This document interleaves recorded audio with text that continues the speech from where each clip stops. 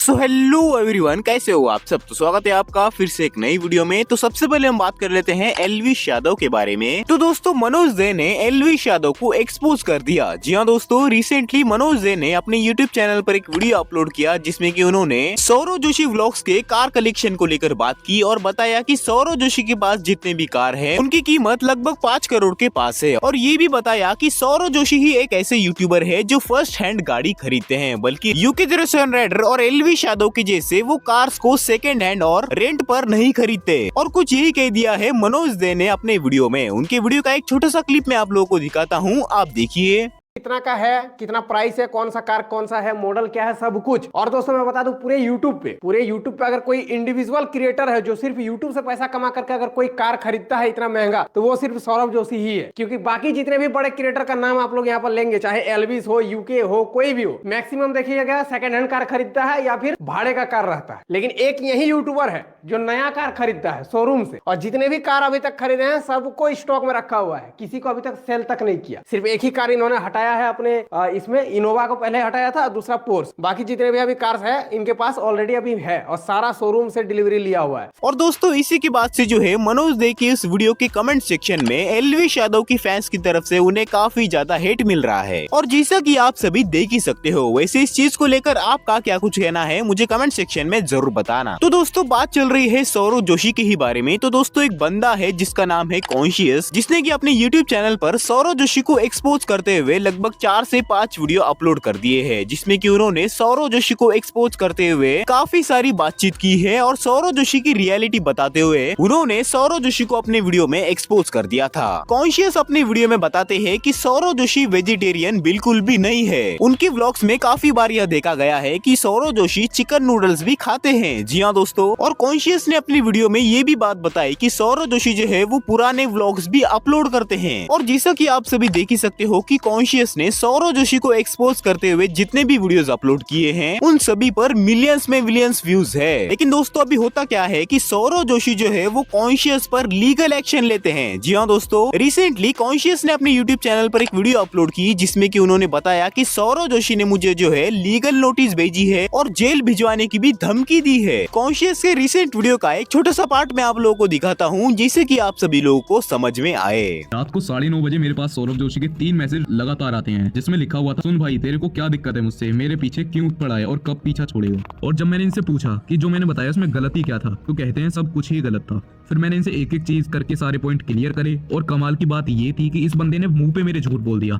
मैंने इनसे पूछा कि तुम्हारे व्लॉग स्क्रिप्टेड होते हैं या नहीं होते, तो उन्होंने बोला नहीं जी, और इस चीज का आगे प्रूफ मैं आपको दे दूंगा। लेकिन हाँ, मैं इनकी चैट नहीं दिखा सकता हूँ ड्यू टू सम रीजंस। उन्होंने मेरे से मना कर दिया था कि मेरी चैट वीडियो में शो नहीं होनी चाहिए। अब देखो, उनको अपनी प्राइवेसी का इतना ख्याल है, उन्होंने मेरे से मना कर दिया कि वीडियो में चैट मत दिखाना, और मैं दिखाऊंगा भी नहीं क्योंकि मेरे को इतनी चीजों की समझ है। लेकिन उन्होंने मेरे से झूठ बोला। उन्होंने बोला कि अपना नंबर दो, मैं कॉल करता हूँ। तो मैंने उनको अपना नंबर सेंड करा। उसके बाद जो होता है वो कमाल था। जब मैंने उनको नंबर दिया तो उसके मैंने 5 मिनट वेट करा, 10 मिनट वेट करा, उनका कॉल नहीं आया। मैंने उनसे पूछा कि कॉल करो, तो उन्होंने उस चीज का कोई रिप्लाई नहीं दिया। उसके बाद जैसे ही उनके पास नंबर जाता है उसी के कुछ देर में ही मेरे व्हाट्सएप पे वो लीगल नोटिस सेंड कर दिया जाता है। फिर अगले दिन सुबह को मेरे पास नैनीताल से एक वकील का फोन आता है जिसमें वो बोलते हैं कि तुम उनका मिसयूज कर रहे हो, ये सब बहुत सारी चीज उन्होंने बोली थी। फिर उसके बाद मेरे मैनेजर के पास कॉल आती है और लगातार 5-6 कॉल आई और मेरे को बहुत ज्यादा दबाने की कोशिश करी गई। मतलब इतना प्रेशर डाल दिया कि अगर एक बंदा उस वीडियो को डिलीट ना करे तो समझ जाओ उसमें क्या क्या हो सकता है। उन्होंने फोन पे ये तक बोल दिया कि तुम्हारा करियर खत्म हो जाएगा। और सौरव जोशी ने चैट में ये भी लिखा कि ऑलरेडी 3-4 लोग जेल में हैं। तो अब मैंने उनसे ये बात तो पूछी नहीं, तो इसका मतलब तो यही है कि वो इनडायरेक्टली बोलना चाहते हैं कि तुम भी जेल चले जाओगे या डराना चाहते हैं। तो मैंने उनसे पूछ लिया कि मेरे को भी जेल भेजोगे, तो उन्होंने उस बात को भी इग्नोर कर दिया। बात आती है इनकी स्क्रिप्टेड व्लॉग की, तो इन्होंने बोला था कि हम स्क्रिप्टेड व्लॉग नहीं बनाते हैं। लेकिन आप सब लोगों को पता है कि वो व्लॉग स्क्रिप्टेड होते हैं, एंड मैं ओल्ड पार्ट में इस चीज के प्रूफ दे चुका हूँ। और जो लोग बिल्कुल नए व्यूअर हैं, अभी मेरे चैनल पे पहली बार विजिट कर रहे हैं, उनके लिए ये 2 प्रूफ मैं दिखा देता हूँ। बाकी जिन्होंने ये देखे हुए हैं वो स्किप करके आगे की बात जरूर सुन लेना। इस व्लॉग में इन्होंने अपने पूर्व और वर्तमान के कंटेंट को चैलेंज दिया कि इनके हाथ में हथकड़ी को बांध दिया जाएगा जब तक कि ऑफिशियली वो ओपन नहीं कर देते हैं उसको। लेकिन सबसे पहले हथकड़ी पीयूष के लेफ्ट हैंड में थी और कुणाली के राइट हैंड में थी। उसके बाद पीयूष के राइट हैंड में, कुणाली के लेफ्ट हैंड में, फिर दोनों के राइट हैंड में, फिर दोनों के लेफ्ट हैंड में, उसके बाद दोनों के राइट हैंड में, फिर पीयूष के लेफ्ट हैंड में आई, कुणाली के राइट हैंड में आई, फिर दोनों के लेफ्ट हैंड में आ गई, फिर पीयूष के लेफ्ट हैंड में और कुणाली के राइट हैंड में आई।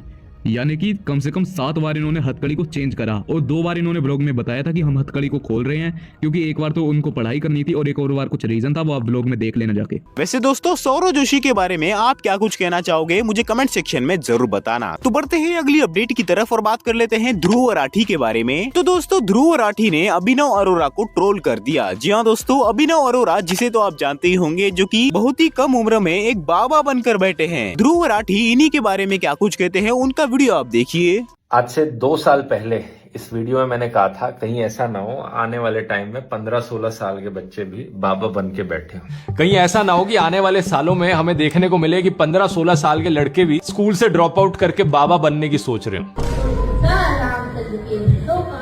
अपनी गलती के लिए माफी चाहूंगा। मैंने सोचा नहीं था कि 2 साल के अंदर अंदर ही 8-8, 10-10 साल के बच्चे भी बाबा बन जाएंगे। क्या जमाना आ गया है। और इतना ही नहीं, बड़े बड़े पॉलिटिशियंस, बीजेपी के एमपीज अभी से ही अभिनव बाबा के चरणों में गिरने लग गए। पहली बार जब आपसे मिलना हुआ आज, मुझे समझ नहीं आया कि माथा चूमूं या पैर छूं। आप अभिनव अरोरा को जानते हो? Viral sensation, best spiritual speaker का अवार्ड मिला है नितिन गडकरी जी से। और कितने अच्छे दिन चाहिए मित्रों। तो बढ़ते हैं अगली अपडेट की तरफ और बात कर लेते हैं पुनीत सुपरस्टार के बारे में। तो दोस्तों पुनीत सुपरस्टार ने उनके स्लैब्स के रेट्स को रिवील कर दिया। जी हाँ दोस्तों, जैसा कि आप सभी को पता ही होगा कि कुछ महीनों पहले पुनीत सुपरस्टार काफी ही ज्यादा थप्पड़ खा रहे थे लोगों से, और अभी रिसेंटली पुनीत सुपरस्टार ने जे कम्युनिकेशन के साथ एक पॉडकास्ट किया जिसमें कि उन्होंने उनके स्लैब्स के रेट्स को रिवील कर दिया। पुनीत सुपरस्टार क्या कुछ कहते हैं आप देखिए। नहीं मतलब आप ये कह रहे हो कि जो आपको थप्पड़ मारता है वो सच्चा के पैसे लेता है, पैसे देता है। हाँ बिल्कुल, ये बात एक थप्पड़ के कितने भाई, पैसे? ये बात सच। एक थप्पड़ के 3 लाख रुपए। अगर मैं आपको भी एक थप्पड़ मारता हूँ तो 3 लाख रुपए देने 3 लाख रुपए देने पड़ेंगे आपको एक थप्पड़। डिस्काउंट नहीं करोगे? नहीं, कोई डिस्काउंट नहीं। थप्पड़ मारने की बात कर रहा हूँ, कुछ और नहीं। हाँ थप्पड़ मारने के 3 लाख रुपए मांग लिया आपने। हाँ थप्पड़ मारने सिर्फ थप्पड़ मारने के 6,000 से महंगे पड़ रहे हो तुम तो। क्या?